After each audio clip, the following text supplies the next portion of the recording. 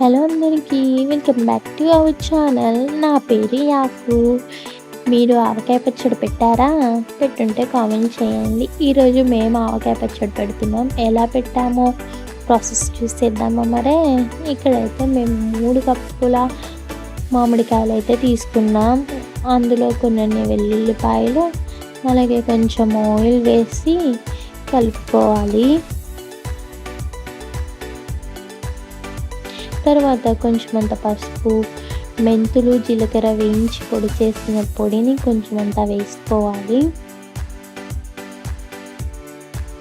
మళ్ళీ ఒకసారి బాగా కలుపుకొని తర్వాతకి మనం కచ్చాపచ్చాగా గ్రైండ్ చేసిన వెల్లుల్లిపాయల్ని వేసి ఒకసారి కలుపుకోవాలి. ఇక్కడ మేము 1 కప్పు కారం వేస్తున్నాం.